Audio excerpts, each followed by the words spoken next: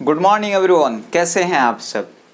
आइए आज हम स्टार्ट करने जा रहे हैं मॉलिक्यूलर बेसिस ऑफ इनहेरिटेंस का एक इम्पॉर्टेंट टॉपिक जिसे हम बोलते हैं जेनेटिक कोड। क्या बोलते हैं? Genetic code. आइए, हम लोगों ने इससे पहले बहुत सारी चीज़ें डिस्कस की है। शायद अब जेनेटिक कोड पढ़ाने में कोई प्रॉब्लम की बात नहीं है, आपको शायद ये चीज़ें बहुत अच्छे से अब समझ में आएंगी। ठीक है, तो आइए हम क्या देखने जा रहे हैं आज, जेनेटिक कोड। जेनेटिक कोड मतलब कि जेनेटिक्स का कुछ ऐसा कोड है जो कि इंपॉर्टेंट रोल अदा करेगा, जो जेनेटिक डीएनए के अंदर जो इंफॉर्मेशन स्टोर था उसको आगे पहुंचाने में। ठीक है, तो बोलते हैं कि कोड वर्ड, बोलते हैं ना कोड वर्ड, तो जेनेटिक कोड से हम वही चीजें समझेंगे। ठीक है, जेनेटिक कोड को समझने से पहले हम आपको पिछला क्लास थोड़ा सा याद दिलाना चाह रहे हैं। पिछला क्लास में हमने आपको एक चीज पढ़ाया था जिसे हम बोलते हैं सेंट्रल डोग्मा पढ़ाया था। सेंट्रल डोग्मा में हमने क्या पढ़ा था कि भाई ये डीएनए है, डीएनए के अंदर होगा क्या? रेप्लिकेशन। ठीक है, अब इस डीएनए में होगा क्या, बोलिए जरा? ट्रांसक्रिप्शन। तो ट्रांसक्रिप्शन एक ऐसा प्रोसेस है जिसमें डीएनए के इंफॉर्मेशन एमआरएनए के फॉर्म में क्या होता है? चेंज हो जाता है। अब जाके क्या बन जाता है? एमआरएनए। अब इस एमआरएनए में होता है ट्रांसलेशन, और ट्रांसलेशन से अब क्या बन जाता है भाई? प्रोटीन। इतनी चीजें क्लियर है। एक्चुअल में मैं आपको ये बताना चाह रहा हूं कि जो इंफॉर्मेशन ट्रांसफर हो रहे हैं इधर से इधर से इधर, यानी प्रोटीन बनने तक, वो सारे के सारे इंफॉर्मेशन जो है वो एक कोड की फॉर्म में ट्रांसफर हो रहे हैं। वो किस फॉर्म में जा रहे हैं? कोड की फॉर्म में ट्रांसफर हो रहे हैं। जैसे अगर मैं डीएनए की बात करूं, तो डीएनए की बात करूं, मैंने ये डीएनए आपको यहाँ पे दिखाया हुआ है। इस डीएनए के अंदर क्या प्रेजेंट है? एडेनिन, थायमीन, गुआनिन, साइटोसिन, यही प्रेजेंट है ना जी, ऐसे ही प्रेजेंट होता है। अब इसका कंप्लीमेंट्री स्ट्रैंड है, तो यहाँ पे क्या प्रेजेंट होगा? साइटोसिन की जगह गुआनिन, और यहाँ पे साइटोसिन है ना, थायमीन की जगह एडेनिन, और उसके बाद एडेनिन की जगह थायमीन, ऐसे ही प्रेजेंट होगा। लेकिन आपको ये नॉलेज हम दे चुके हैं कि जब ये एमआरएनए में आएगा, जब ये एमआरएनए में आएगा तो एमआरएनए में एक चेंज होता है, वो ये कि थायमीन जो है यहाँ किससे बाइंड कर जाता है? एमआरएनए के केस में यूरासिल से। सॉरी, एडेनिन किससे बाइंड कर जाता है? यूरासिल से, थायमीन से नहीं। जैसे यहाँ पे बताऊं, यहाँ पे ये एडेनिन आप किससे बाइंड करेगा भाई? यूरासिल से। क्यों? क्योंकि डीएनए के केस में हम आपको पढ़ा चुके हैं यूरासिल नहीं होता, और आरएनए के केस में थायमीन नहीं होता। ठीक है, तो अब यहाँ पे जैसे कि ये एडेनिन है, अब यहाँ पे आ जाएगा यूरासिल, फिर उसका गुआनिन, फिर साइटोसिन। समझ में आई बात? तो ये यूरासिल प्रेजेंट होता है किसमें? आरएनए के केस में। ठीक है, तो पहले तो हमने यहाँ पे देख लिया आरएनए कैसे बना था। हमने बहुत प्रोसेस देखा था। एक हमारा जो प्रमोटर रीजन था जिसे हम टेम्पलेट स्ट्रैंड बोल रहे थे, है ना, यहाँ पर क्या प्रेजेंट था? प्रमोटर रीजन, जहाँ पर DNA RNA polymerase, DNA dependent polymerase enzymes आया था। अब वहां जाकर के एमआरएनए का फॉर्मेशन स्टार्ट हुआ था। ठीक है, वो सारी चीजें हम लोग देख चुके हैं पिछले क्लास में, शायद आपको सारी चीजें याद होंगी, है ना। अब जो हमारे कुछ साइंटिस्ट आए, एक साइंटिस्ट है उनका नाम था जॉर्ज, सॉरी GEORG, जॉर्ज गैमो। ये एक ऐसे साइंटिस्ट थे जिन्होंने बहुत जबरदस्त अपना रोल दिया किसमें? जेनेटिक कोड में। इन्होंने बोला कि भाई जेनेटिक कोड को बताने से पहले उन्होंने बोला हमारे बॉडी में कितने 20 अमीनो एसिड्स प्रेजेंट है, 20 टाइप के अमीनो एसिड्स। अब 20 टाइप के अमीनो एसिड्स बनाने के लिए हमें किसको? कोड को यूज करना पड़ेगा। तो इन्होंने बोला कि कितने कोड हमें 20 अमीनो एसिड बनाने की जरूरत पड़ेगी। तो इन्होंने बोला कि टोटल हमारे पास AUGC यही 4 न्यूक्लियोटाइड हमारे पास प्रेजेंट है। तो उन्होंने बोला कि 4 न्यूक्लियोटाइड 20 अमीनो एसिड को तो कोड नहीं कर सकता, तो फिर इन्होंने डुप्लेट फॉर्म लिया। मतलब इन्होंने क्या लिया कि 2 फॉर्म को लिया, A और U। ठीक है, तो इन्होंने करके देखा कि 4 न्यूक्लियोटाइड 2 लिया, तो फिर देखा इन्होंने कि 16 टाइप के कोडोन बन रहे हैं, और 16 टाइप के कोडोन जो है ये 20 टाइप का अमीनो एसिड फिर भी नहीं बना पाएगा। ठीक है, फिर उनके बाद इन्होंने फिर क्या देखा? 3 को लिया, और 3 को लेने के बाद इन्होंने देखा कि 64 टाइप के कोडोन बन रहे हैं। अब इन्होंने बोला कि 64 टाइप का कोडोन मिल करके 20 टाइप के अमीनो एसिड बना ले, ये पॉसिबल है। बट ये पॉसिबल नहीं है कि 16 टाइप का कोडोन 20 टाइप का अमीनो एसिड बनाए। ठीक है, ये कौन बोल रहे हैं? जॉर्ज गेमोव साहब ने। तो फिर उन्होंने एक अपना स्टेटमेंट दिया कि ऐसा हुआ होगा कि 20 यानी कि 64 कोडॉन मिल करके, 64 में भी 3 तो होते हैं स्टॉप कोडॉन, यानी 61 कोडॉन मिल करके 20 टाइप के अमीनो एसिड का फॉर्मेशन करता है, ऐसा हुआ होगा उन्होंने बोला। ठीक है, तो फिर उनके बाद इन्होंने एक टर्म दिया, उस टर्म को उन्होंने बोला ट्रिपलेट फॉर्म। तो याद रखिएगा, ट्रिपलेट फॉर्म जो दिया था वो जॉर्ज गेमोव साहब ने दिया था। और जैसे मैंने अभी आपको बताया हुआ है कि ये जैसे क्या है, mRNA क्या है, AUGC AUGC है ना, और बनाओ AUGC। ठीक है, तो इन्होंने बोला कि जो हमारे DNA के अंदर ये प्रेजेंट है, ये क्या है, न्यूक्लियोटाइड प्रेजेंट है। क्या है ये? न्यूक्लियोटाइड। तो बोला कि ये 3 का जो न्यूक्लियोटाइड है, क्योंकि ट्रिपलेट फॉर्म दिया ना उसने, तो 1 2 3, 3 को लेना, 1 को लिया था तो क्या 4 आ गया था, और 2 को लिया तो क्या आ गया 16 आ गया, फिर भी नहीं हो रहा था। फिर उन्होंने ट्रिपलेट फॉर्म लिया, तो ट्रिपलेट फॉर्म में AUG उन्होंने लिया और इनको बोला कि क्या है ये, 3 न्यूक्लियोटाइड का ग्रुप है। क्या है ये? 3 न्यूक्लियोटाइड का ग्रुप है, 3 न्यूक्लियोटाइड ग्रुप्स, 3 न्यूक्लियोटाइड का ग्रुप है AUG। और इसी ग्रुप को उन्होंने एक टर्म दिया, उसको उन्होंने बोला कोडॉन। इसी ग्रुप को टर्म दिया गया और उस टर्म को क्या बोला गया? कोडॉन। समझ में आई बात? तो अब आपको मैं जब भी बोलूं कोडॉन क्या है, तो आप ये बोलेंगे कि भाई 3 न्यूक्लियोटाइड का ग्रुप है जो कि कोड करता है for a specific amino acid के लिए। क्या बोलेंगे आप?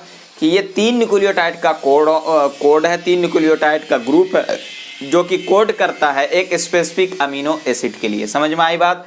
जैसे यहाँ पर आपने क्या देखा, फिर जैसे यहाँ पर इसकी बात करें, UGC की बात करें या फिर CAU की बात करें, ये एक तरह का क्या हो गया, 3 न्यूक्लियोटाइड का क्या है भाई, ग्रुप है। अब ये 3 न्यूक्लियोटाइड का ग्रुप, इसको हम क्या बोलेंगे? कोडॉन। तो पता ये चला कोडॉन में कितने होंगे न्यूक्लियोटाइड? बोलिए जरा। 3 न्यूक्लियोटाइड होंगे। कितने न्यूक्लियोटाइड होंगे?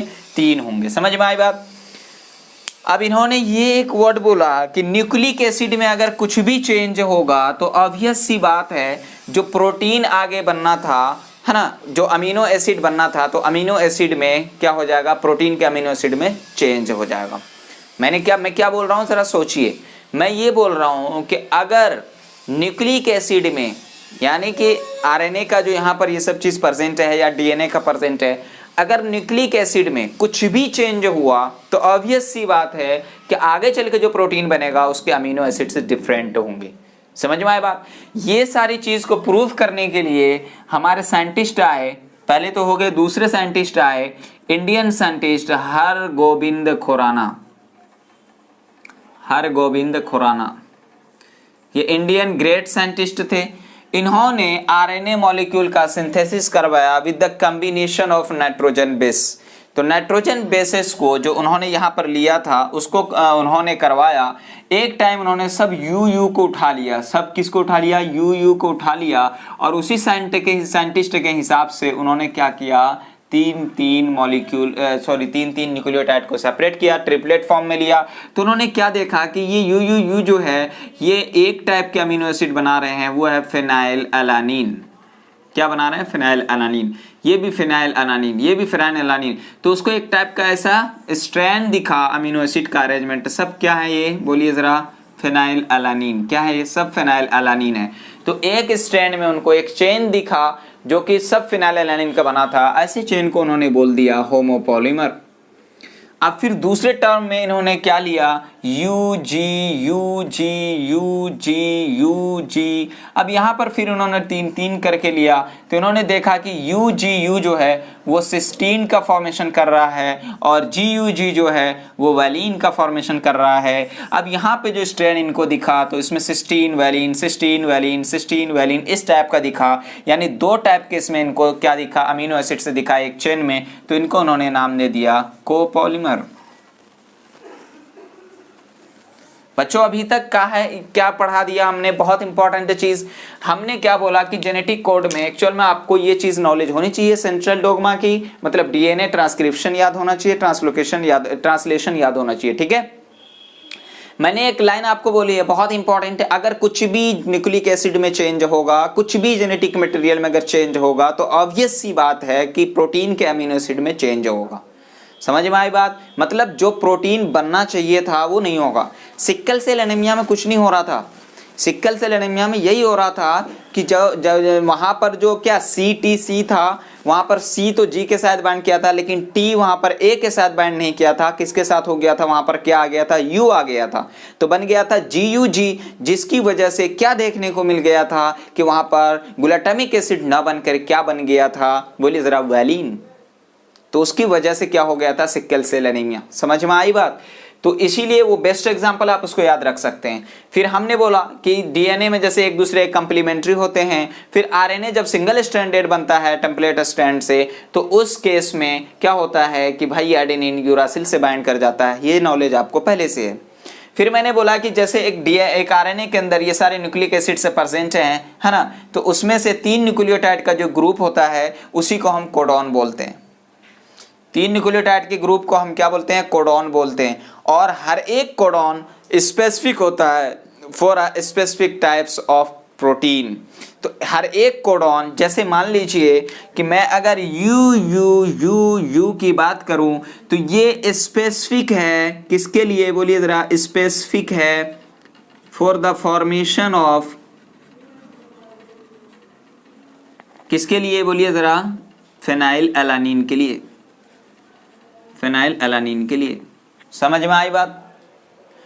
और अगर मैं आपको ये बोलूं कि अभी मैं आपको सारी चीज पढ़ाऊंगा, सारा जो जितने रूल्स दिए हुए हैं, जैसे डीजेनरेसी क्या होता है, उसके बाद एंटीकोडॉन क्या होता है, वो सारी चीज, यूनिवर्सल क्या होता है, ओवरलैपिंग क्या होता है, वो सारी चीज अभी हम देखेंगे। तो हम आपको यहाँ ये चीज बताना चाह रहे हैं कि ये जो हमारा अमीनो कोडॉन है ये स्पेसिफिक होता है एक टाइप के प्रोटीन बनाने के लिए। ऐसा कुछ भी नहीं है कि ये जो यहाँ पर प्रेजेंट है यू ये कभी फिनाइल बना लेगा और कभी सिस्टीन बना लेगा। It's not possible. समझ में आए बात? ये ऑलवेज क्या बनाएगा? फिनाइल एलानिन बनाएगा। क्या बनाएगा? फिनाइल एलानिन बनाएगा। अब जैसे मैं अगर सेरीन की बात करूं, ये सेरीन एक ऐसा अमीनो एसिड है कि इसके लिए कई मोर देन 1 कोडॉन जो होता है वो क्या होता है? रिस्पॉन्सिबल होता है। More than 1 codon responsible for formation. तो एक से ज्यादा लगभग 6 टाइप के ऑफ कोडॉन से मिलकर के क्या बनाते हैं? सेरीन बनाते हैं। डिफरेंस समझिएगा, मैंने ये नहीं बोला आपको कि सर जी यहाँ पर जब एक टाइप के कोडॉन्स स्पेसिफिक है for the 1 type of amino acid, तो फिर यहाँ पर ये कैसे हो रहा है कि कई कोडॉन मिलकर के एक अमीनो एसिड का फॉर्मेशन करा? यस, तभी तो मैंने बोला था कि 61 कोडॉन मिलकर के क्या बनाया था? 20 टाइप के अमीनो एसिड बनाया था। अगर आपका कहना यह है कि एक कोडॉन एक ही टाइप का अमीनो एसिड बनाएगा और वो एक ही बनाएगा, तो फिर आपको 61 अमीनो एसिड बनाने होंगे, जो कि हमारे बॉडी में एग्जिस्ट ही नहीं करता। हमारे बॉडी में टोटल 20 टाइप के अमीनो एसिड पाए जाते हैं। समझ में आई बात? तो इसीलिए हम क्या कह रहे हैं, आपको थोड़ा समझिएगा कि एक कोडॉन जो है वो रिस्पॉन्सिबल है एक टाइप के अमीनो एसिड बनाने के लिए। फिर मैंने बोला एक टाइप के अमीनो एसिड, फिर मैंने बोला कि मोर देन 1 कोडॉन, यानी मान लीजिए 6 या 5 या 3, ये कोडॉन जो है ये रिस्पॉन्सिबल है, बोलिए जरा, एक ही टाइप के अमीनो एसिड बनाने के लिए। समझ रहे हैं? सर ये क्या बोल दिया आपने? यस, मैंने यहाँ पर इसलिए ऐसा बोला है कि भाई अगर अमीनो एसिड फिनाइल बन रहा है तो फिनाइल ही बनेगा, फिनाइल एलानिन ही बनेगा, कोई और नहीं बनेगा। इस केस में मैंने ये बोल दिया कि भाई ये 6 मिल करके एक ही टाइप का अमीनो एसिड बनाएगा। ये 6 के अंदर एक ही कैपेसिटी है कि वो एक ही टाइप का अमीनो एसिड बनाए। जैसे कि सेरीन की बात करें तो सेरीन के केस में ये 6 टाइप के जो होते हैं अमीनो एसिड्स या कोडॉन्स, वो एक ही टाइप का सेरीन बनाता है। इसके पास और कोई औकात ही नहीं है कि ये दूसरा कोई अमीनो एसिड बना दे। समझ रहे हैं मैं क्या कहना चाह रहा हूं जी? तो चलिए अब हम स्टार्ट करने जा रहे हैं। बहुत इंपॉर्टेंट चीज वो है क्या? Genetic code. तो आइए मैं इसको रफ कर दूं, इजाजत हो तो जी। तो चलिए मैं इसको रफ करता हूं। तो आइए अब हम देखते हैं क्या, जेनेटिक कोड। क्या देख रहे हैं, जेनेटिक कोड। तो जेनेटिक कोड मतलब कोड तो हम समझ ही रहे हैं, ये सारे हमारे कोडेड प्रेजेंट है, कोड ही है ना।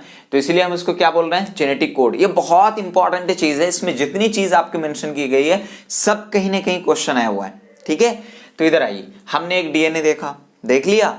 उस डीएनए के अंदर हम नाइट्रोजनस बेस पेयर्स देख रहे हैं, न्यूक्लियोटाइड्स प्रेजेंट है ना। तो अब यही जाकर के एमआरएनए में कन्वर्ट होगा, ट्रांसक्रिप्शन होगा, वही सेंट्रल डोग्मा जो अभी हमने देखा है। फिर उसके बाद क्या बनेगा बोलिए जरा, अमीनो एसिड्स। और बहुत सारे अमीनो एसिड्स मिलकर के किस चीज का फॉर्मेशन करेगा, प्रोटीन का। Approximately 20 types of amino acids. Next देखिए कि the order of amino acids in protein is according to sequence of nucleotide in DNA. मतलब जो डीएनए में न्यूक्लियोटाइड्स आपके प्रेजेंट हैं, जो डीएनए में हैं, वैसे ही यानी ऑर्डर ऑफ अमीनो एसिड जो है वो सीक्वेंस, डीएनए के सीक्वेंस पर डिपेंड करता है। जैसे ग्लाइसिन बना तो जाहिर सी बात है डीएनए के सीक्वेंस में उसके कोडॉन्स वहां पर प्रेजेंट हुए होंगे। उसके बाद एलानिन बना तो जाहिर सी बात है वहां पर उसके सीक्वेंस, डीएनए सीक्वेंस न्यूक्लियोटाइड वहां पे प्रेजेंट होगा। Same leucine, glycine, tyrosine, arginine, same इसी तरीके से, ठीक है। Next, if there is a change in nucleic acid, अगर इसमें कुछ चेंज हो गया तो जेनेटिक यानी जेनेटिक मटेरियल में there is a change in amino acid in protein. Suppose that, मैं आपको समझाऊं कि सपोज दैट यू कर दिया मैंने, AUC, सपोज दैट AUC, ये जो है AUC किसी में है क्या, हाँ AUC, सपोज दैट ये बना लेगा कौन सा, मान लीजिए मैं टायरोसिन बनवा रहा हूं इससे, ठीक है, टायरोसिन इसने बना लिया। अब अगर यहां C की जगह अगर G आ गया या फिर A आ गया तो अब ये तो चेंज हो गया। तो चेंज होने के बाद अब ये दूसरा अमीनो एसिड बना लेगा, टायरोसिन नहीं बनाएगा, एज एग्जाम्पल, ठीक है। तो वही चीज है, if there is change in nucleic acid, अगर कुछ भी इसमें चेंज हो गया तो उसे हम क्या बोलेंगे कि there is a change in amino acid यानी इन प्रोटीन। समझ में आई बात। इस चीज को समझने से पहले हम इधर थोड़ी सी चीज पढ़ लेते हैं कि टोटल जो है 64 codons formed, out of 64 3 codons nonsense. वो हम पीछे भी पढ़ चुके हैं, लेकिन उसको हम अभी काफी अच्छे तरीके से डिटेल में देखने वाले हैं, ठीक है। जो हमारे साइंटिस्ट थे उनका नाम था जॉर्ज गैमो, बहुत इंपॉर्टेंट साइंटिस्ट, क्या बोलूं, बहुत अच्छा इनका योगदान, पार्टिसिपेशन रहा, कंट्रीब्यूशन रहा, है ना। तो जॉर्ज गैमो ही suggested that in order to code for all 20 amino acids that code should be made up of 3 nucleotide. क्या कह दिया इन्होंने बोला टोटल हमारे बॉडी में कितने टाइप के अमीनो एसिड्स हैं भाई, 20 टाइप के अमीनो एसिड्स, है ना। अब वही चीज बोल रहा है कि 20 code should be made up of 3 nucleotide. इन्होंने क्यों बोला, जैसे मान लीजिए AGCT, ये न्यूक्लियोटाइड हमारे पास प्रेजेंट है, ठीक है। सपोज दैट न्यूक्लियोटाइड हमारे पास सपोज क्या है, ये प्रेजेंट होता है।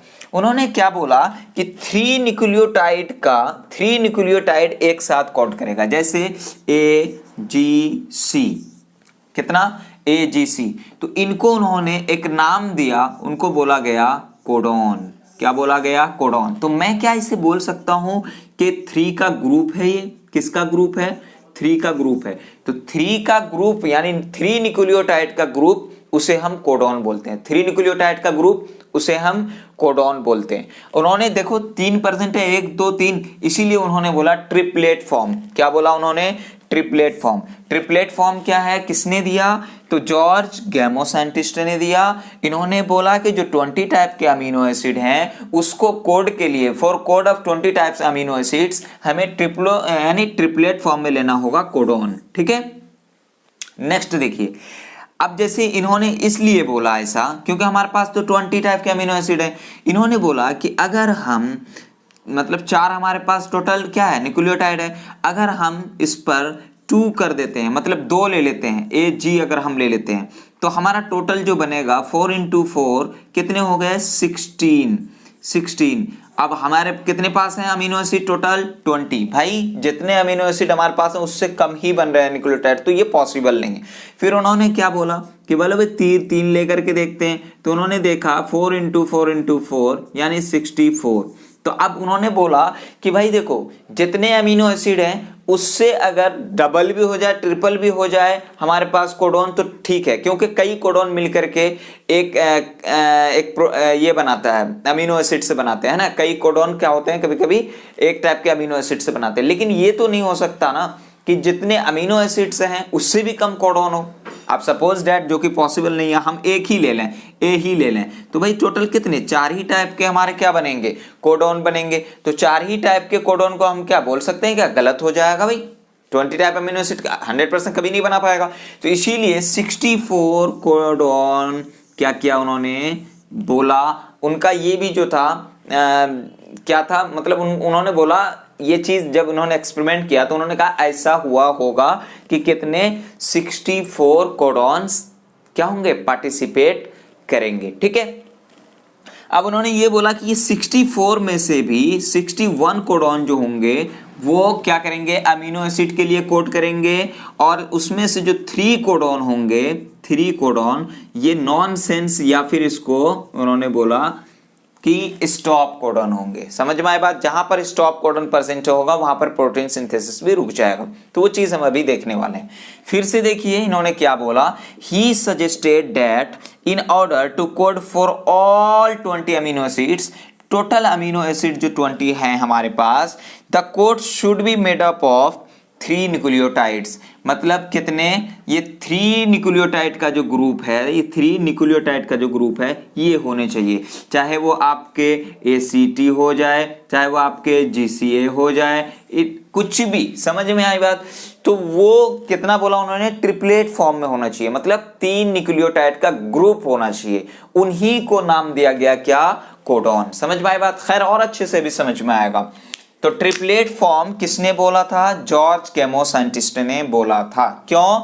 इनका एक्सपेरिमेंट बहुत एक्सपेरिमेंट इसलिए था, इन्होंने ये बोला कि भाई 20 टाइप के अमीनो एसिड्स को हम अगर कोड करना चाहें तो उसके लिए हम अगर 2 लेते हैं तो हमें टोटल का टोटल 16 ही दिख रहे हैं, और amino acid 28 is not possible. फिर उन्होंने बोला अगर हम 3 लेते हैं तो 3 अगर 4 न्यूक्लियोटाइड है, और अगर हम 3 लेते हैं तो कितना हो जाता है, 64, इट इज पॉसिबल। समझ में आए बात? अब देखिए वो कैसे, कि total 64 codons formed, out of 64 3 codons are stop codon. कौन कौन है बोलो, very very important, UAA, GUA, UAG। तो ये तीनों कोडॉन जो हैं, ये तीनों के तीनों स्टॉप और नॉन सेंस कोडॉन कहलाते हैं। इसको हम लोग नॉन सेंस कोडॉन भी बोलते हैं। समझ में आई बात? नेक्स्ट देखिए, नेक्स्ट में क्या है कि 61 आर सेंस कोडॉन, और 3 जो था हमारा क्या था, स्टॉप कोडॉन या फिर नॉन सेंस कोडॉन। अब देखिए इस 61 में से एक कोडॉन जो है हमारा वो है AUG। आप याद रख सकते हैं अगस्त का शुरू का, अगस्त याद रखते हैं ना, अगस्त के शुरू का 3 लेटर आप याद रखेंगे, अगस्त, AUG, इसको स्टार्ट कोडॉन बोलते हैं। और ये जो फॉर्म करता है वो किसका फॉर्मेशन करता है, मिथियोनिन का। कौन से अमीनो एसिड का, मिथियोनिन का। तो इसका फंक्शन 2 हो गया AUG का, एक तो स्टार्ट कोडॉन और दूसरा मिथियोनिन। तो इसीलिए हम इसको AUG को डुअल फंक्शन ऑफ नेचर कहते हैं। क्या इसके कैसे, डुअल नेचर के हैं, डुअल फंक्शन है इसका, एक तो स्टार्ट कोडॉन है और दूसरा मिथियोनिन है। स्टार्ट कोडॉन हम क्यों बोल रहे हैं, थोड़ा सा इधर यूं समझिए। जैसे मान लीजिए मैं यहाँ पे mRNA ड्रॉ कर रहा हूँ, mRNA में क्या प्रेजेंट है, A T A U G C U, mRNA में T होगा क्या, C A G, ये मैंने ATC कर दिया। ठीक है, अब यहाँ पे आपको क्या देखना है कि जहां पर AUG होगा वहीं से प्रोटीन स्टार्ट होगा। तो AUA मतलब यहां से तो नहीं होगा। फिर उसके बाद हमने देखा AUGC, यहां से भी नहीं होगा। फिर उसके बाद हमने यहां भी देखा नहीं होगा। लेकिन अगर मैं आपको बताऊं, यहां पर अगर मैं C ले लूं, अब इस केस में देखिए क्या होगा। मैंने बोला क्यों लेना तो ट्रिपलेट ही है, क्योंकि 3 न्यूक्लियोटाइड का ग्रुप एक कोडॉन कहलाता है और यही कोड करता है अमीनो एसिड के लिए। तो यहां पर देखिए CAU, ये किसी के लिए कोड नहीं किया, ये किसी के लिए कोड नहीं किया, लेकिन यहां देखिए AUG आ गया। अब यहीं से क्या होगा बोलिए जरा, स्टार्ट यानी प्रोसेस स्टार्ट हो जाएगा। समझ में आया बात? तो स्टार्ट कोडॉन कौन है हमारा, AUG। तो प्रोटीन सिंथेसिस कहां से स्टार्ट होगा, यहां से, फिर उसका इधर चला जाएगा, और जहां पर स्टॉप कोडॉन प्रेजेंट होगा, मान लीजिए UAA प्रेजेंट है, तो यहां पर अब आकर के क्या हो जाएगा, प्रोटीन सिंथेसिस स्टॉप कर जाएगा। समझ में आए बात? क्या देखा आपने, एक mRNA हमने लिया, उसमें सीक्वेंसेस हमने ड्रॉ किया, सीक्वेंसेस देखने के बाद हमने क्या बोला कि जहां पर AUG होगा वहीं से स्टार्ट होगा क्या, प्रोटीन सिंथेसिस। समझ में आए बात? वहीं से स्टार्ट होगा, इससे पहले वाले से स्टार्ट नहीं होगा। तो इसीलिए हमने बोला AUG स्टार्ट कोडॉन इन मिथ्योनिन अमीनो एसिड का फॉर्मेशन करेगा एंड डुअल फंक्शन का है। ठीक है, नेक्स्ट आइए, characteristics of genetic code, very very important. Characteristics of genetic code, characteristics में हम लोग कुछ सिम्टम्स इसमें देख रहे हैं कि भाई इसके साइलेंट फीचर्स क्या हैं। तो नेक्स्ट देखिए, कोड डीजेनरेसी क्या होता है, कोड डीजेनरेसी सबको समझने से पहले हम 7 पॉइंट पर आते हैं। 7 पॉइंट थोड़ा नीचे हो गया, इसको ऊपर में देना था हमें, कि one codon codes for only one amino acids, one codon codes for only one amino acids. अब ये चीज प्रूफ किया, इनके लिए 3 साइंटिस्ट आए, वो है हरगोबिंद खुराना, डॉक्टर हरगोबिंद खुराना है ना, इंडियन, और एक है डॉक्टर मार्शल नरेलबर्ग, उसके बाद सिवेरो ओकोआ। ठीक है, ये 3 साइंटिस्ट ने जॉर्ज गैमो के जो इन्होंने बताया था एक्सपेरिमेंट, इनको सपोर्ट किया।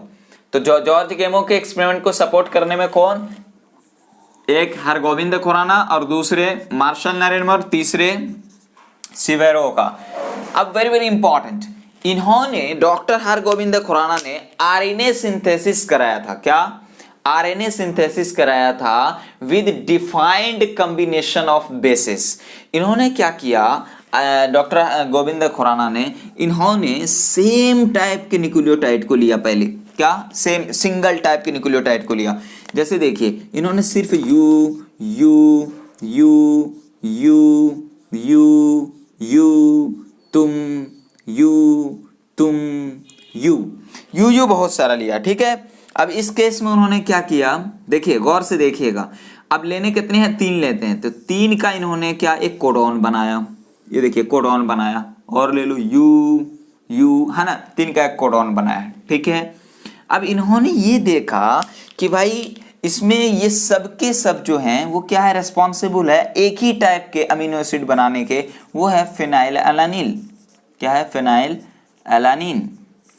तो इसीलिए यहां पर भी फिनाइल एलानिन, यहां पर भी फिनाइल, सब के सब क्या बना रहे हैं, फिनाइल एलानिन बना रहे हैं। तो उनको उन्होंने बोला होमोपॉलीमर का यहां फॉर्मेशन हो रहा है, phenyl alanine phenyl alanine phenyl alanine, समझ रहे हो? तो इसीलिए उन्होंने होमोपॉलीमर बोला। अब नेक्स्ट केस में उन्होंने क्या लिया, नेक्स्ट केस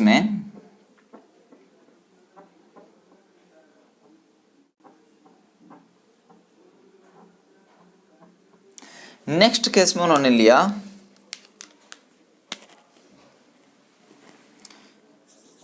दो, यानी 2 न्यूक्लियोटाइड का कॉम्बिनेशन लिया उन्होंने। ठीक है, मतलब कौन कौन लिया, एक यूजी लिया, पहले यू लिया, उसके बाद यूजी लिया। ठीक है, यूजी लिया। अब इन्होंने फिर यही 3 वाला देखा, है ना, 3 वाला, क्योंकि इसको कोडॉन ही लेना है ना। तो क्योंकि कोडॉन क्यों लेना है, हमारे जॉर्ज गोमेर साहब ने बता दिया कि हमें क्यों लेना है, क्योंकि हमारे पास 20 टाइप के अमीनो एसिड है और यही पॉसिबल है। ठीक है, नेक्स्ट इन्होंने क्या देखा कि अब ये यू जो है ये कोड हो रहा है किसके लिए, सिस्टीन के लिए। किसके लिए, सिस्टीन के लिए। यूजी जो है ये किसके लिए कोड हो रहा है, यूजीयू, ये सिस्टीन के लिए कोड हो रहा है। जीयूजी जो है ये वैलिन के लिए कोड हो रहा है। फिर उसके बाद यूजीयू ये फिर सिस्टीन के लिए कोड हो रहा है। फिर उसका GUG, फिर ये वैलिन के लिए कोड हो रहा है। तो आपको क्या दिखा कि यहाँ जो अमीनो एसिड जो बन रहे हैं वो सिस्टीन बन रहा है, वैलिन बन रहा है, सिस्टीन बन रहा है, वैलिन बन रहा है ना, मतलब दो बन रहे हैं, है ना, सिस्टीन और वैलिन। तो ऐसे को उन्होंने क्या बोला, कोपॉलीमर। तो होमोपॉलीमर और कोपॉलीमर ये किन्होंने ने बताया, हरगोविंद खुराना, इन्होंने आरएनए सिंथेसिस करवाया with defined combination of basis.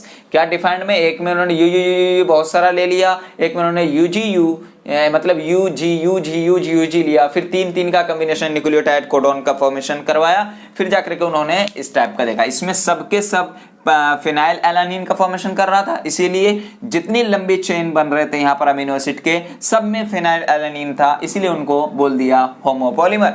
और इधर जितने बन रहे थे उसमें दो का कॉम्बिनेशन था, वो पॉलीमर चेन जो था सिस्टीन वेलानिन सिस्टीन वेलानिन सिस्टीन वेलानिन सिस्टीन वेलानिन, इसीलिए उनको बोल दिया क्या, कोपॉलीमर। समझ में आई बात। ये थे हमारे डॉक्टर हरगोविंद खुराना, है ना, इंडियन जी।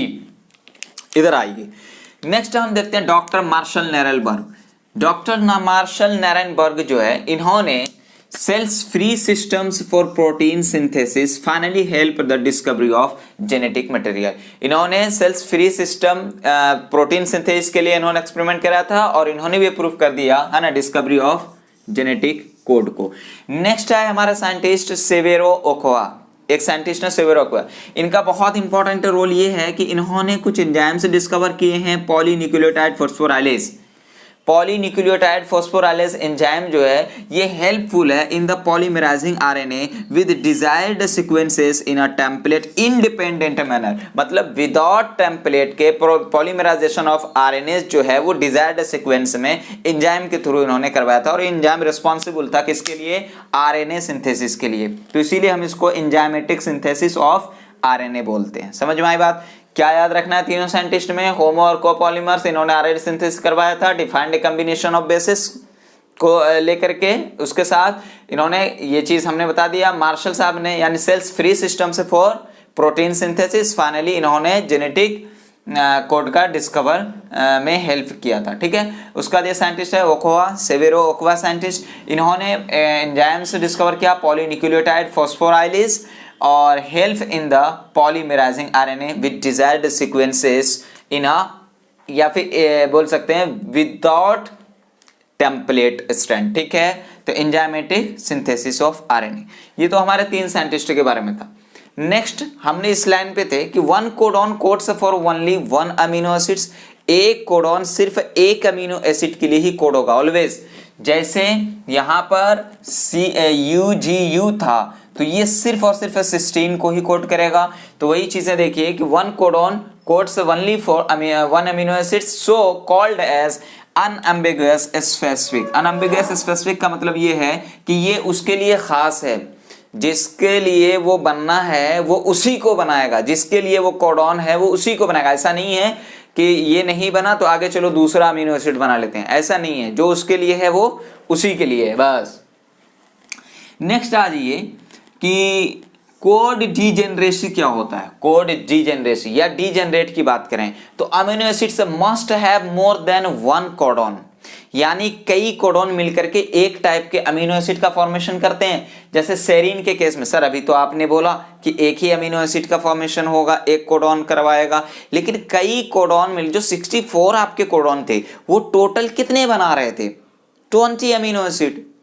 तो 60 अगर सब एक ही बनाता तो 61 कोडॉन 61 टाइप के अमीनो एसिड बनाता। हमारे बॉडी में उतना एग्जिस्ट ही नहीं करता, हमारे बॉडी में 20 टाइप के अमीनो एसिड एग्जिस्ट करते।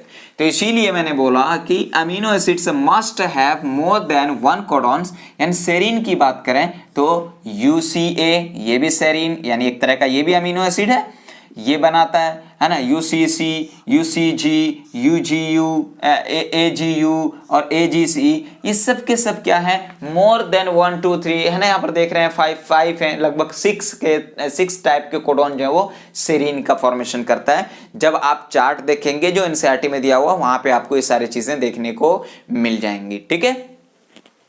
नेक्स्ट आ जाइए कॉमालेस, मतलब जो जेनेटिक कोड होगा वो कैसा होगा, कॉमालेस होगा। कैसा होगा, कॉमालेस होगा।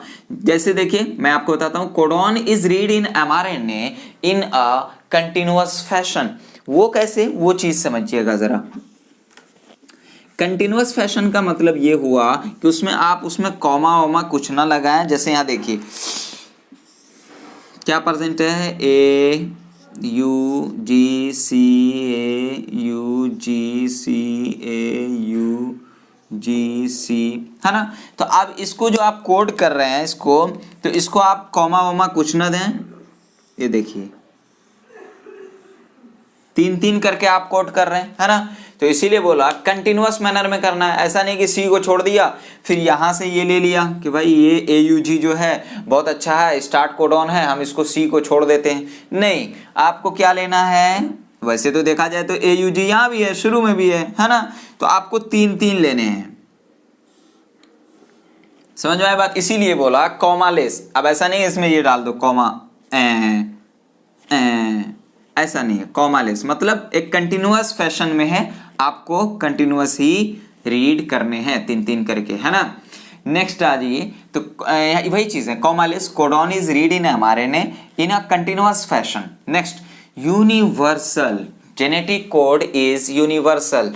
हाउ, वो चीज देखते हैं। From bacteria to human, bacteria से लेकर के ह्यूमन में जो भी कोडॉन होगा वो अगर बैक्टीरिया में मान लीजिए फेनाइलएलानिन बना रहा है, same codon higher animals higher organism में भी वही अमीनो एसिड बनाएगा। सपोज दैट यू अभी हरगोविंद खुराना साहब का हमने देखा था, ये फेनाइलएलानिन बना रहा था कि नहीं बना रहा था। तो बैक्टीरिया में अगर यू फेनाइलएलानिन बना रहा है तो हमारे अंदर भी यू क्या बनाएगा, फेनाइलएलानिन। समझ में आई बात। नॉन ओवरलैपिंग का मतलब ये हुआ कि जेनेटिक कोड रीड लिनियरली।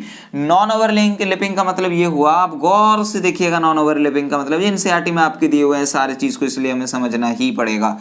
जैसे मान लीजिए आपने एक क्या ड्रॉ किया, AUG, दूसरा आपने क्या किया, UGC, फिर तीसरा आपने क्या किया, GCA, फिर चौथा आपने क्या किया, UGC। तो आपने क्या किया कि एक को रिपीट कर दिया। ये U जो है देखिए 2 जगह रिपीट हो गया, हुआ कि नहीं हुआ। अब यहां पे देखिए G जो है 2 जगह रिपीट हो गया, C देखिए 2 जगह रिपीट हो गया। तो मतलब ओवरलैप नहीं करना है। एक बार आपने इसको ऐसे काउंट कर लिया तो अब इधर आप किसी को मत देखिए, अब आगे फिर दूसरा नेक्स्ट 3 को देखिए। समझ में आई बात। ऐसा नहीं कि वो क्रॉस वाला फॉर्मेशन के एक बार इसको इससे करो तो फिर एक बार इसको, फिर एक बार इसको, ऐसा नहीं करना है। ये गलती कभी नहीं करनी है। नॉन ओवरलैपिंग का मतलब वही है, जेनेटिक कोड रीड लिनियरली, ठीक है। जो एक बार आपने जिसको काउंट कर लिया तो कर लिया, अब उस पर नहीं आना है दोबारा। नेक्स्ट आ जाते हैं डायरेक्शन की बात करें तो code only read in 5 prime to 3 direction. ये तो हमें पता ही है ऑलरेडी, 5 प्राइम टू 3 डायरेक्शन, 3 से 5 था तो यहां पर हमारे में 5 to 3 बना था। नेक्स्ट, एंटी कोडॉन्स यानी ईच कोडॉन से has a complementary anti codon on tRNA. Complementary का मतलब क्या होता है, एक दूसरे के अपोजिट। जैसे इधर यूरासिल है तो उधर क्या है, एडेनिन है, उधर गुआनिन है तो इधर साइटोसिन है। लेकिन आरएनए तो सिंगल स्ट्रैंड होता है, ऐसा कैसे होगा। जैसे देखिए होता क्या है कि जैसे ये आरएनए है, क्या है, आरएनए में भी कौन सा, एमआरएनए के अंदर यहां पर ले लीजिए ये क्या प्रेजेंट है, टीआरएनए। क्या है ये, टीआरएनए, ठीक है। तो एमआरएनए में मान लीजिए क्या प्रेजेंट है, यूएजी। तो टीआरएनए में इसका अपोजिट होगा, क्या होगा, AUC। समझ में आई बात। तो इसीलिए हम इसको क्या बोल रहे हैं कि टीआरएनए पर कंप्लीट एंटी कोडॉन होता है, जैसे एमआरएनए और टीआरएनए। तो टीआरएनए जो एमआरएनए पर प्रेजेंट है सेम उसका अपोजिट कहां होगा, टीआरएनए पर होगा। तो इसीलिए हम इसको एंटी कोडॉन बोल रहे हैं, ठीक है। नेक्स्ट आ जाइए, वही चीज है, each codon has a complementary anti codon on tRNA, very very important, ठीक है। तो बच्चों अभी तक हमने क्या देख लिया, वेरी वेरी इंपॉर्टेंट। सबसे इंपॉर्टेंट चीज ये है कि सर सेंट्रल डोग्मा में जो हो रहा था डीएनए से प्रोटीन, आरएनए बन रहा था, आरएनए से प्रोटीन बन रहा था। सर इतनी चीज क्लियर है। डीएनए में एडेनिन, थायमिन, गुआनिन, साइटोसिन था, लेकिन जब आरएनए में आए थे तो वहां पर क्या हो गया था कि वो थायमिन यूरासिल से चेंज हो गया, रिप्लेस हो गया था, ठीक है। अब ये आरएनए से आप क्या बना रहे हो, ट्रांसलेशन कर रहे हो, प्रोटीन बना रहे हो। तो प्रोटीन का एक्चुअल में प्रोटीन क्या होता है, वो अमीनो एसिड का चेन होता है। क्या होता है वो, अमीनो एसिड का चेन होता है। तो डायरेक्ट आरएनए से जो आप प्रोटीन बना रहे हो, अमीनो एसिड से बना रहे हो, तो अमीनो एसिड बन कैसे रहा है, अमीनो एसिड कैसे बन रहा है, तो उसके लिए हमने बोला कि पहले वहां पर जो एमआरएनए में सीक्वेंसेस होते हैं, वो सीक्वेंस 3 एक साथ ग्रुप बना लेते हैं। उस सीक्वेंस को हम नाम देते हैं क्या, कोडोन। उसको हम क्या नाम देते हैं, कोडोन। और एक कोडोन एक ही अमीनो एसिड के लिए रिस्पॉन्सिबल है। ठीक है, हाँ ये है कि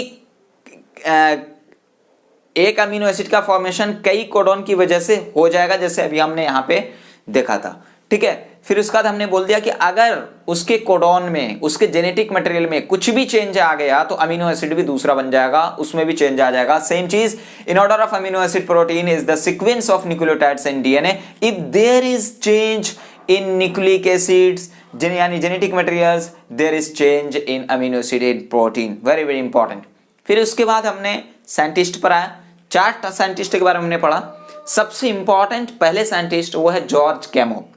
जॉर्ज कैमो ने बताया कि भाई हमारे पास 20 टाइप के अमीनो एसिड से प्रेजेंट होता है, और 20 टाइप के अमीनो एसिड को कोड करने के लिए हमारे पास टोटल कितने, कम से कम 20 कोड तो होने चाहिए, कम से कम 20 कोड तो होने चाहिए।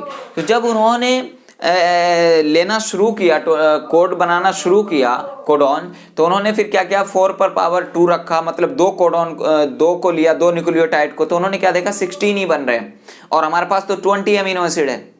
तो उन्होंने बोला नहीं, ये पॉसिबल नहीं है। फिर उन्होंने 3 लिया, क्या लिया, 3 को लिया। 3 को लेने के बाद उन्होंने क्या देखा कि हाँ यहाँ पर 64 बन रहे हैं, ये तो पॉसिबल है कि कई कोडॉन मिलकर के एक प्रोटीन का फॉर्मेशन कर दे। समझ में आई बात? लेकिन ये पॉसिबल नहीं है कि कम कोडॉन मिलकर के ज्यादा प्रोटीन का फॉर्मेशन करे। समझ रहे हो क्यों? क्योंकि एक कोडॉन एक ही अमीनो एसिड बनाएगा, एक कोडॉन एक ही अमीनो एसिड बनाएगा। ऐसा नहीं है कि जैसे मान लीजिए कि 10 कोडॉन है हमारे पास, तो वो 20 टाइप के अमीनो एसिड का फॉर्मेशन कर देगा। ऐसा पॉसिबल नहीं है। हाँ ये पॉसिबल है कि जो 61 कोडॉन हमारे पास था, जो 61 कोडॉन था हमारे पास, वो क्या बना दे, 20 टाइप के अमीनो एसिड बना दे, यानी कई कोडॉन मिलकर के एक टाइप का अमीनो एसिड का फॉर्मेशन कर देगा। ठीक है, तो वो चीज आप अभी देख लेंगे। नेक्स्ट फिर हमने बोला कि इनको सपोर्ट करने के लिए 3 साइंटिस्ट आए, हरगोबिंद खुराना, मार्शल नरेनबर्ग और सेवरो ओकावा। ठीक है, सेवरो ओकावा, ये साइंटिस्ट तीनों आए। इन्होंने जो आरएनए का सिंथेसिस कराया, आरएनए मॉलिक्यूल का सिंथेसिस, वो with the defined combination of basis. उन्होंने क्या किया, एक ही टाइप के कोडॉन को ले लिया, एक ही टाइप का न्यूक्लियोटाइड लिया और कोडॉन का फॉर्मेशन किया 3-3 का। तो उन्होंने क्या देखा कि वो एक ही टाइप के सब सेम ही बना रहे थे। यहाँ पर उन्होंने फिनाइल एलानिन का ही फॉर्मेशन कर रहा था, उसको होमीपॉलीमर चेन दिखा।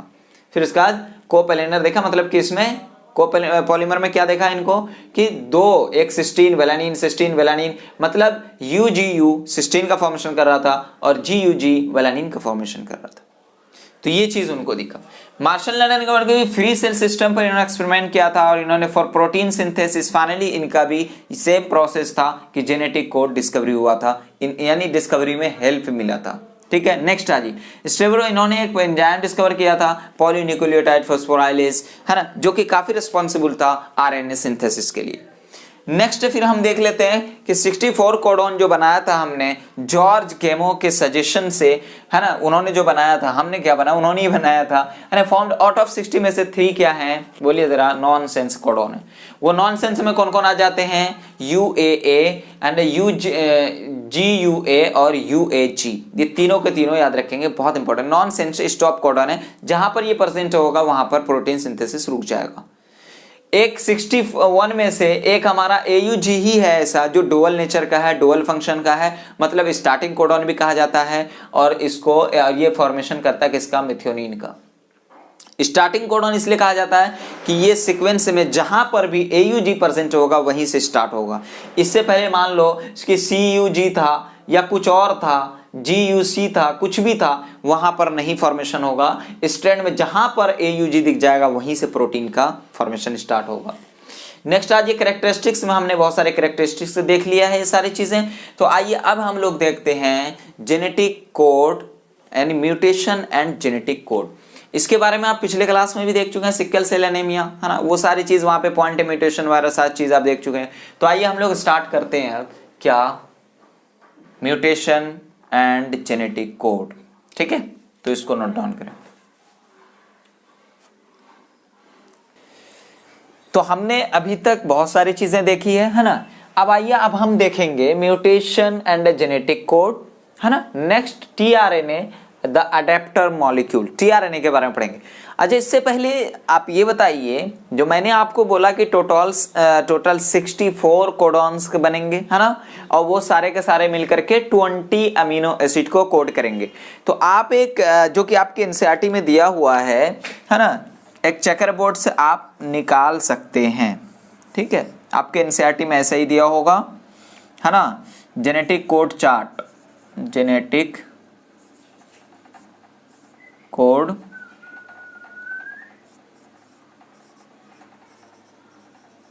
चार्ट। यहां पर देखिए एनसीईआरटी में लिया गया UAC,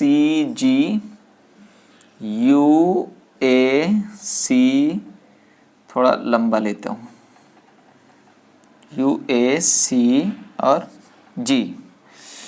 अब करना क्या है,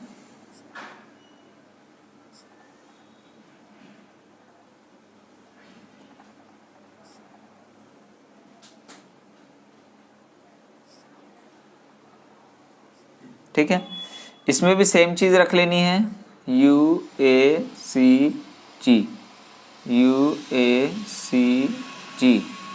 UACG, UACG। ठीक है,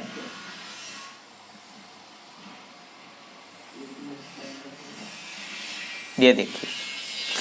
अब आप यहां पर इसको हमने बोला फर्स्ट पोजीशन, इसको हमने क्या बोला, फर्स्ट पोजीशन, इसको हमने बोला सेकेंड पोजीशन, और इसको हमने बोला थर्ड पोजीशन। समझ में आई बात। अब देखिए है क्या, अब आपको करने क्या है, 64 कोडॉन निकालने के लिए।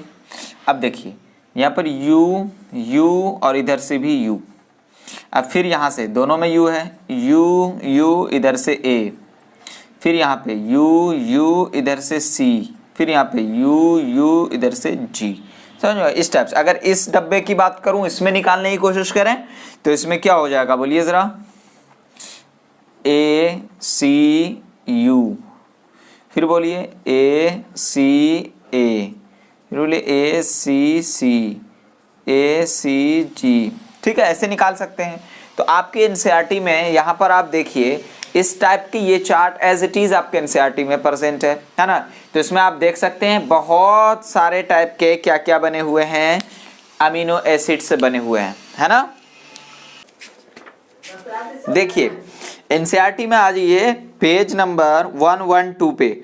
यहाँ पे क्या है कि टेबल में देखिए, टेबल 6.1 में the codon for the various amino acid, इसमें देखिए आप फर्स्ट पोजीशन वाले आपको दिख गए जो कि लेफ्ट साइड में लिखा हुआ है UCAG, उसके बाद सेकंड पोजीशन में लिखा हुआ है UCAG, है ना। फिर इसके बाद थर्ड पोजीशन में आप देखिए हर एक कॉलम के लिए उसने बनाया UCAG। ठीक है, अब देखिए यहाँ पे फर्स्ट कॉलम में आते हैं हम, U यानी ट्रिपल U किसको कोड करेगा, फिनाइल को, जो हमने अभी देखा भी था। किसके बारे में देखा था, बोलिए जरा, हरगोविंद खुराना साहब ने, है ना। U सब फिनाइल कोडोन, उसमें होमोपॉलीमर का फॉर्मेशन हो रहा था, क्लियर। नेक्स्ट दूसरा UUC, ये भी फिनाइल को कोड करेगा, और UUA ये ल्यूसीन को करेगा, UUG ये भी ल्यूसीन को करेगा, CUU नीचे आ जाइए। तो इस टाइप से आप देख रहे हैं ल्यूसीन और आइसोल्यूसीन, वेलानिन और मिथ्योनिन। जैसे AUG जो स्टार्ट कोडॉन है वो किसको कोड करेगा, मिथ्योनिन को। ठीक है, इतनी चीजें सब क्लियर है। लास्ट वाले अगर कॉलम में हम आ जाते हैं, सबसे लास्ट में जहाँ पर GGU और GGC और GGA और GG है, तो यहाँ पर हम देख रहे हैं सबके सब किसको कोड कर रहे हैं, ग्लाइसिन को, सब किसको कोड कर रहे हैं, ग्लाइसिन को कोड कर रहे हैं, ठीक है।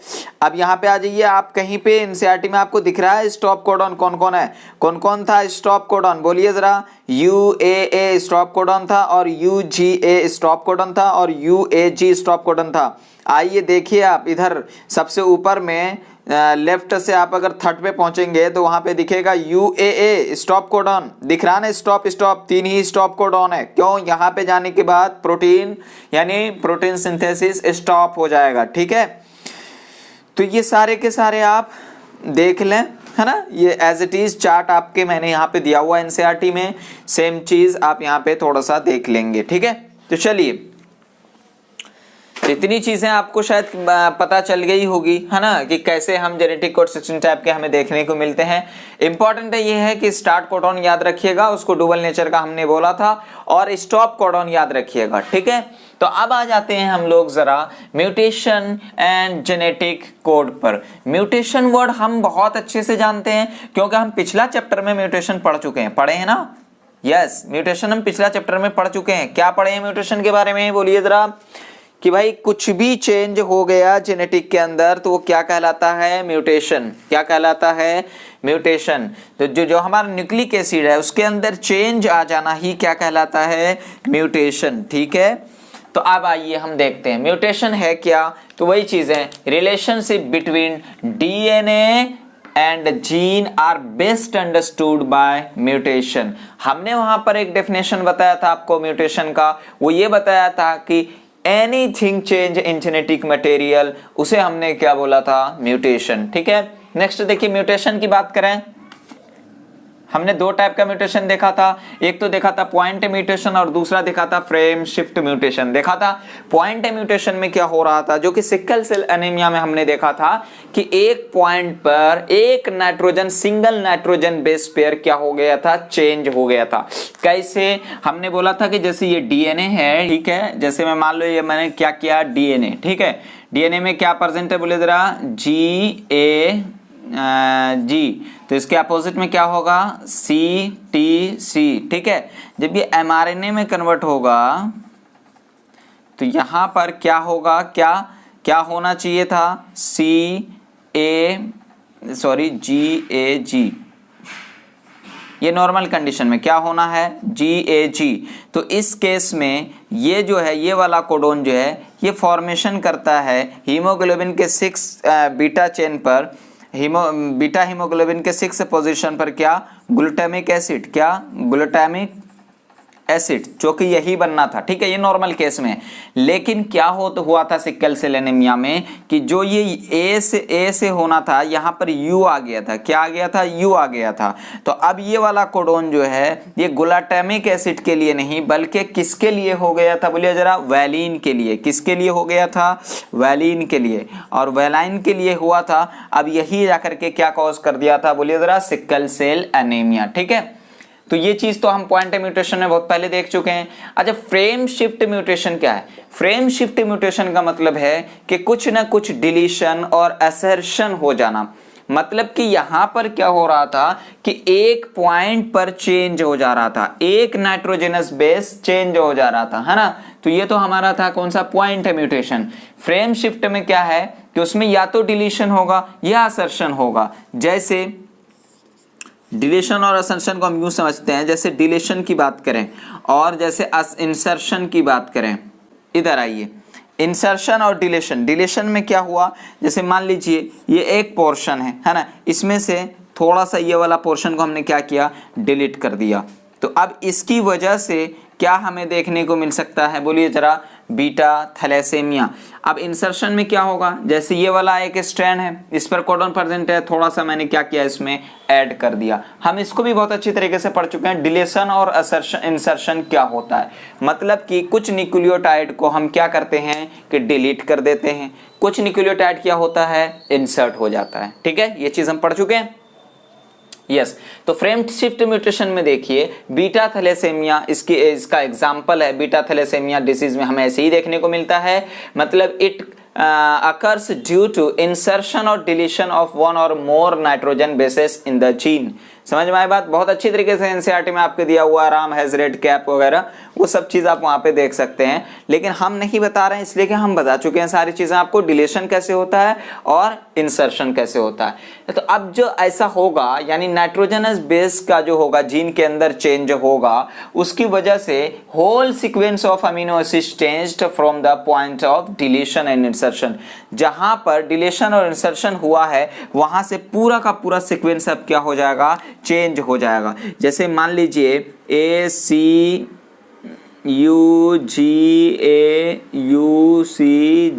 है ना, अब मान लीजिए मैंने यहां से क्या कर दिया, इसको डिलीट कर दिया, तो अब पहले क्या था ACU था, अब लेकिन क्या हो गया ACG। तो जो अब अलग कोड कर रहा था प्रोटीन के लिए पहले, तो अब ये अलग प्रोटीन के लिए कोड करेगा। सेम केस आप यहां पर भी देख सकते हैं, हम इसका भी 3 ले सकते हैं, समझ में आएगा।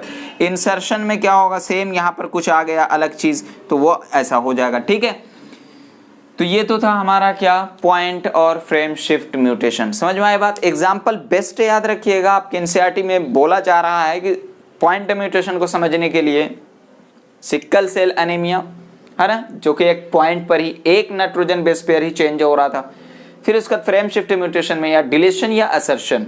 एग्जाम्पल वेरी वेरी इंपॉर्टेंट है बीटा थैलेसेमिया।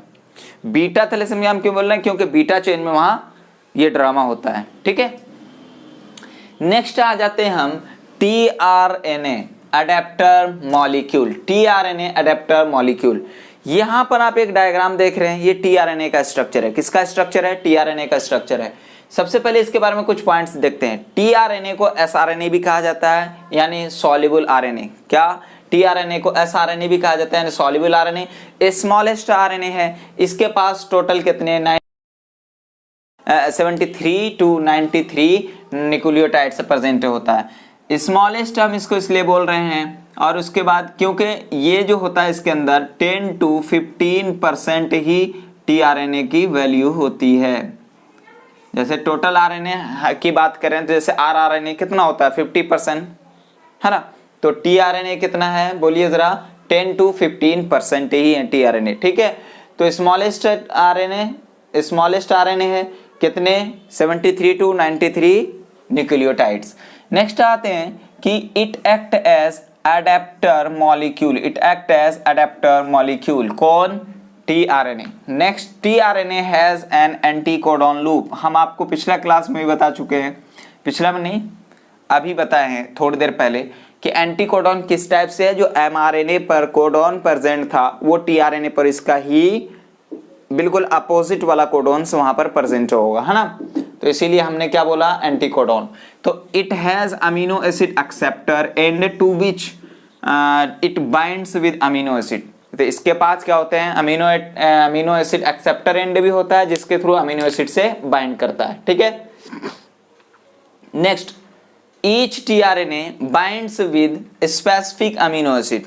हर tRNA अपने स्पेसिफिक अमीनो एसिड से क्या करता है, बाइंड करता है, यानी 61 टाइप के क्या हो जाएंगे tRNA। क्यों 64 बना था और 61 क्यों होंगे, क्योंकि हमें पता है उसमें से 3 जो होते हैं वो कैसे होते हैं, स्टॉप कोडॉन होता है। तो there is no tRNA for stop codons, ठीक है। तो वही चीजें अगला पॉइंट होगा, one specific tRNA with anticodon, जैसे कि UAC called initiator tRNA। Important है, क्या बोला मैंने कि each tRNA binds with specific amino acid. हर tRNA अपने स्पेसिफिक कोड आप अच्छे से जानते हैं, अपने स्पेसिफिक अमीनो एसिड से क्या करता है, बाइंड करता है। यानी कि टोटल tRNA कितने, 61, क्योंकि टोटल कोडॉन कितने थे हमारे 61, जो कि क्या प्रोटीन फॉर्म करने के काबिल थे, वो कौन थे, 61 टाइप्स ऑफ tRNA फाउंड, ठीक है। One specific tRNA with anticodon UAC called initiator tRNA। अगर आपसे हम यूं बोले कि भाई इनिशिएटर कोडॉन कौन सा है, यानी स्टार्ट कोडॉन कौन है, तो आपका फिर क्या हो जाएगा, AUG। क्या हो जाएगा, AUG। लेकिन इनिशिएटर tRNA की अगर मैं आपसे बोलूं कौन सा हो जाएगा, बोलिए जरा, UAC। कैसे बोलिए जरा, देखिए AUG था तो अब A किससे बाइंड करेगा tRNA में, U से, और U किससे करेगा, A से, और G किससे करेगा, C से। तो मतलब ये tRNA और ये mRNA। तो mRNA और tRNA दोनों तो एंटी कोडॉन है ना, तो एक इससे U से बाइंड करेगा और U किससे A से और G किससे C से, तो इसीलिए इनिशिएटर tRNA कौन हो जाएगा, बोलिए जरा UAC। समझ में आई ये बात, आप अच्छे से समझ रहे होंगे आई होप। इनिशिएटर जब कोडॉन AUG है तो AUG का कंप्लीमेंट्री क्या होगा, बोलिए जरा UAC। क्लियर करो, UAC, ठीक है। तो there is no tRNA for stop codons. Stop codons कौन कौन, UAA, UGA और UAG, ये तीनों के तीनों क्या स्टॉप कोडॉन कहलाते हैं, और इसके लिए कोई भी tRNA नहीं है। अगर इसके लिए tRNA होता तो ये फिर अमीनो एसिड का भी फॉर्मेशन कर लेता, और इसके लिए ऐसा कुछ भी नहीं है। समझ में आई बात। नेक्स्ट आ जाइए कि the secondary structure is like, इसका जो स्ट्रक्चर होता है वो कैसा होता है, बोलिए जरा, clover leaf. Clover leaf very very important in 2D। जब आप 2D में देखेंगे तो कैसा दिखेगा आपको, क्लोवर लीफ, है ना। But when you see in 3D structures आपको कैसा दिखा, इन्वर्टेड एल शेप्ड। मतलब ये देखो एल हमने इन्वर्टेड दिया हुआ, ऐसा दिखेगा, ठीक है, इन्वर्टेड एल लाइक, ठीक है। ये सिंगल स्टैंडर्ड होते हैं बट ये दिखते हैं कैसे, double standard like, due to formation of hydrogen bond, ठीक है। हाइड्रोजन बॉन्ड के फॉर्मेशन की वजह से ये आपको कैसे दिखेंगे, बोलिए जरा, डबल स्टैंडर्ड, ठीक है। लेकिन ये होते कैसे हैं, सिंगल स्ट्रैंडेड। जैसे आप यहाँ पे देख सकते हैं 5 स्ट्रैंड है, ये 5 स्ट्रैंड ही यहाँ से इतना घूम के आया, यहाँ पर 3 स्ट्रैंड देख रहे हैं। यही यहाँ पर कहीं आपको कहीं दिख रहा है क्या, इधर 5 स्ट्रैंड है तो इधर 3 एंड है, इधर 3 एंड है तो इधर 5, ऐसा कुछ कहीं नहीं दिख रहा है। तो पता ये चला ये सिंगल स्ट्रैंडेड है, क्या है, सिंगल स्ट्रैंडेड है। Very very important. क्या क्या देख लिया, आइए जरा हम वेरी वेरी इंपॉर्टेंट थोड़ा सा देख लेते हैं। हमने बोला कि एसआरएनए सॉल्युबल आरएनए है, स्मॉलेस्ट आरएनए है, यानी 73 से 93 न्यूक्लियोटाइड्स के पास पाए जाते हैं, यानी 10 to 15% टीआरएनए।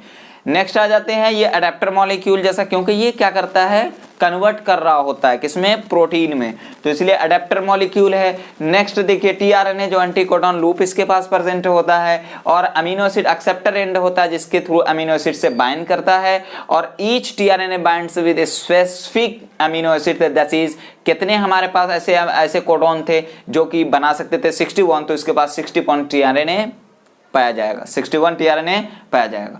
अन्य देखो one specific tRNA with anticodon कौन है वो, जैसे एयूजी का अपोजिट यानी कंप्लीमेंट्री कौन हो जाएगा जो कि टीआरएनए पर था, वो कौन था, UAC. Next called initiator tRNA, there is no tRNA for stop codons, इसीलिए वहां पर सब प्रोसेस रुक जाता है, खत्म हो जाता है। द सेकेंडरी स्ट्रक्चर लाइक, कैसा बोलिए जरा, इज लाइक क्लोवर लीव्स। जब 2D डायग्राम की हम बात कर रहे हैं, but in 3D diagrams it looks like inverted L, ठीक है, very very important. Single standard होता है, दिखता कैसा है, double standard due to the formation of hydrogen bond, ठीक है। तो ये था। अब आ जाते हैं हम लोग थोड़ा सा स्ट्रक्चर पर। स्ट्रक्चर में आपको उतनी इंपॉर्टेंट चीज कुछ याद नहीं रखने हैं, आपको एक स्ट्रक्चर याद रखना है, एक नॉर्मल सा, ठीक है। इसमें बहुत सारी चीज मैंने मेंशन भी किया हुआ है, चाहे तो याद रखें, अदरवाइज कोई जरूरत नहीं है। आप देखिए यहाँ पे हमने एक एमआरएनए बनाया हुआ है, ये क्या है, एमआरएनए, क्या है ये, एमआरएनए। ये स्ट्रैंड किसका है, एमआरएनए का, ठीक है। एमआरएनए पर अब क्या देखिए क्या परसेंट है, एयूजी, क्या परसेंट है, एयूजी, जाहिर सी बात है एयूजी कंटिन्यू होता रहेगा। नेक्स्ट देखिए यहाँ पर ये पहला वाला लूप जो है इसको हमने DHU लूप बोला। DHU लूप, इसको D लूप भी बोलते हैं और DHU लूप भी बोलते हैं। DHU लूप हम क्यों बोल रहे हैं, क्योंकि इसका देखिए डायहाइड्रोक्सी यूरिडीन यहाँ परसेंट होता है, इसीलिए हम इसको क्या बोलते हैं, DHU loop. Binds with amino acid, किससे, अमीनो एसाइल से बाइंड करते हैं, तो अमीनो एसाइल सिंथेटिक एंजाइम्स, किससे बाइंड करते हैं, amino acyl synthetic enzymes. So we called as amino acyl synthase binding loop. इसको हम और क्या बोलते हैं, amino acyl synthase binding loop. Very very important है। फिर से देखिए कि DHU लूप हम क्यों बोल रहे हैं, क्योंकि डायहाइड्रोक्सी यूरिडीन यहाँ प्रेजेंट होता है और ये बाइंड करता है अमीनो एसाइल सिंथेटिक एंजाइम से। समझ में आई बात, तो इसीलिए हम इसको amino acyl synthetase binding loop भी बोलते हैं, ठीक है। नेक्स्ट लूप की हम बात करें तो यहाँ पर आपको एंटीकोडॉन से प्रेजेंट होगा जो कंप्लीमेंट्री है टू ईच अदर, यहाँ पर देख रहे हैं आप, तो इसीलिए इसको हम लोग एंटीकोडॉन लूप बोलते हैं। क्या बोलते हैं? एंटीकोडॉन लूप बोलते हैं।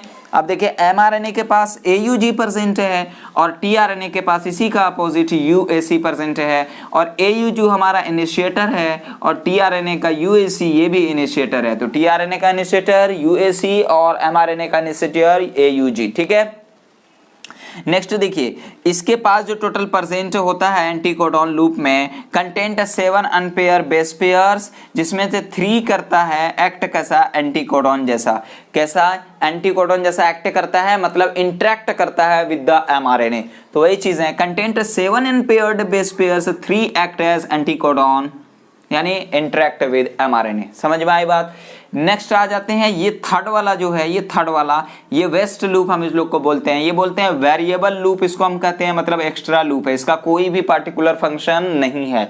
नेक्स्ट हम फोर्थ लूप की बात करें तो फोर्थ लूप को हम टी साई सी लूप भी बोलते हैं। टी साई सी लूप क्यों बोलते हैं? क्योंकि थायमिन, स्यूडोयूरिडीन और साइटोसिन, ठीक है, तो इसीलिए हम इसको टी साई सी भी बोलते हैं, लूप बोलते हैं, ठीक है। ये जो होता है ये बाइंड करता है विद द राइबोसोम। ये वाला लूप किससे बाइंड करता है? With the ribosome. इसीलिए इसको हम लोग एक और नाम देते हैं राइबोसोमल बाइंडिंग लूप। क्या नाम देते हैं? Ribosomal binding loop.